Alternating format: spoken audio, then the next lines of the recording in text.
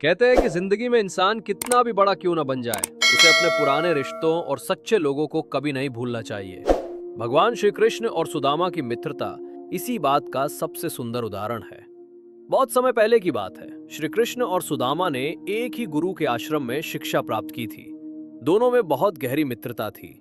कृष्ण राजकुमार थे, जबकि सुदामा एक साधारण ब्राह्मण परिवार से थे। लेकिन उनकी मित्रता में कभी अमीरी गरीबी बीच में नहीं आई। समय बीतता गया। श्री कृष्ण द्वारका के राजा बन गए।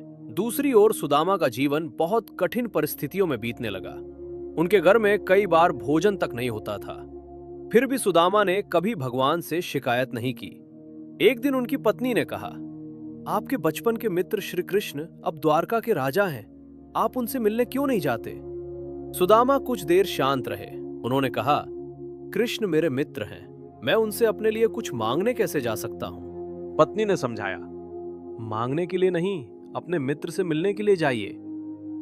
आखिर सुदामा कृष्ण से मिलने के लिए तैयार हो गए, लेकिन उनके पास कृष्ण के लिए भेंट में देने के लिए कुछ भी नहीं था।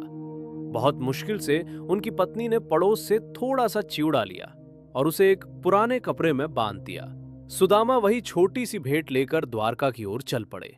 जब सुदामा द्वारका पहुंचे और श्री कृष्ण को उनके आने का समाचार मिला, तो कृष्ण स्वयं दौड़ते हुए अपने मित्र से मिलने पहुंचे। एक राजा अपने गरीब मित्र को देखकर इतना भावुक हो गया कि उसने सुदामा को गले लगा लिया। कृष्ण ने सुदामा को अपने महल में सम्मान पूर्वक बैठाया और स्वयं उनके चरण धोए। सुदामा यह देखकर भावुक हो गए। उन्होंने सोचा, जिस कृष्ण के पास आज इतना वैभव है, वह अपने गरीब मित्र को इतना सम्मान दे रहा है। कृष्ण ने मुस्कुराते हुए पूछा, मित्र, मेरे लिए कुछ लाए हो? सुदामा शर्माने लगे। उन्होंने चिवड़े की छोटी सी पोटली छिपा ली। कृष्ण ने वो पोटली देख ली। उन्होंने बड़े प्रेम से उसे अपने हाथ में लिया और कहा, मित्र, तुम्हारे प्रेम से बढ़कर मेरे लिए कुछ भी नहीं। कृष्ण ने उस साधारण सी भेंट को बड़े प्रेम से स्वीकार किया। सुदामा ने अपनी गरीबी की बात तक नहीं की। उन्होंने कृष्ण से कुछ मांगा ही नहीं। दोनों मित्र पुरानी यादों में खो गए। कुछ समय बाद सुदामा अपने घर वापस जाने लगे। रास्ते भर उनके मन में एक विचार चल रहा था, मैं कृष्ण से कुछ मांग ही नहीं पाया। लेकिन उनके मन में कृष्ण के दर्शन की खुशी थी। जब वे अपने गांव पहुंचे तो उन्हें अपना घर दिखाई ही नहीं दिया।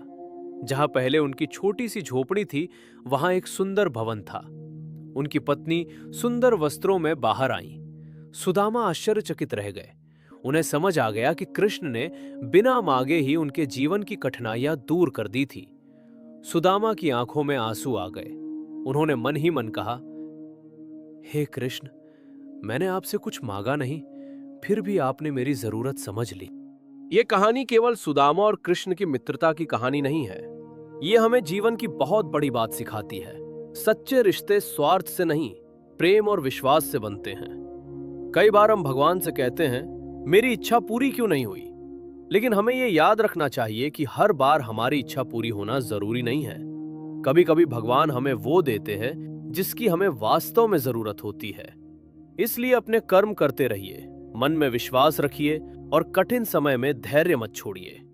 भगवान के सामने आपकी भेंट की कीमत नहीं, आपके भाव की कीमत होती है। और शायद यही श्री कृष्ण की इस कहानी की सबसे सुंदर सीख है। जिसके पास सच्चा प्रेम, विश्वास और अच्छे कर्म है, वो कभी वास्तव में गरीब नहीं होता।